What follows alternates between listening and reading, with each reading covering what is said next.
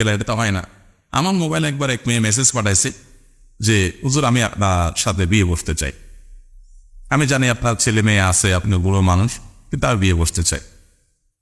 তো আমি তখন মেসেজ দেখি আননোন নাম্বার থেকে আসছে, মেসেজ দেখি আমার ওয়াইফকে বললাম এটা তো দাও তো একটু।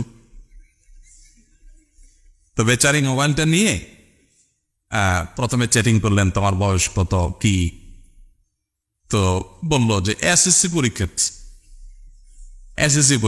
বলে এসএসসি পরীক্ষার্থী, বয়স তো অনেক কম, আর এই বেটা তো বুড়া, সে এখন নানা হচ্ছে, তুমি তার সাথে বিয়ে করবো, পাগল হয়েছে তুমি।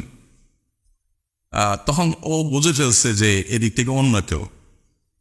তো আমার ওয়াইফ একদিন ফোন দিছে, ডাইরেক্ট কল দিলে সে ধরছে, ধরার পরে সে তো ভয় ধরছে যে বোকা দিবে। আমার ওয়াইফ বলে যে দেখো, তোমার একটা সুন্দর ভবিষ্যৎ আছে, এই ভাইরাল হুজুর দেখে তোমার বিয়ে বসতে হবে, এটা শয়তানে তোমার মাথা ডুবেছে।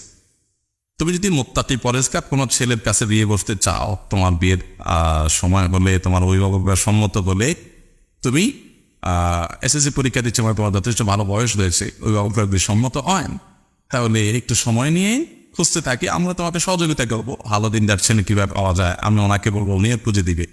তো সুন্দর করে বুঝাই দিয়েছেন, দেখো এগুলো বয়সের ভ্রম, একটা বয়সে পাগলামও থাকে, এরপর একটি সময় মানুষের চোখ কান খুলে যায়, তখন ভুল বুঝে। তোমার এগুলো করা উচিত না, তুমি আল্লাহকে ভয় করো। তো তুমি তো অন্যায় কিছু বলো না, তুমি বিয়ে বসতে চাইছে, তো গুনার কিছু না, কিন্তু বিয়ের জন্য এইভাবে রাখ, আর বাবা মাকে কারোর কাছে প্রস্তাবের জন্য পাঠাবা, আর এই বুড়া টুড়া লাগ, তুমি ইয়াং মানুষ, ইয়াং দেখে করো। তাকে সুন্দর করে বুঝাই দিছে।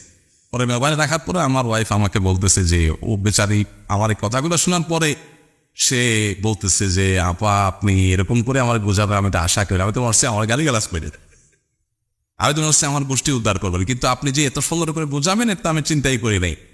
সে অনেক খুশি হয়েছে যে ঠিক আছে আপনি আমার বুঝাই দিচ্ছেন, আমি বুঝছি। এখন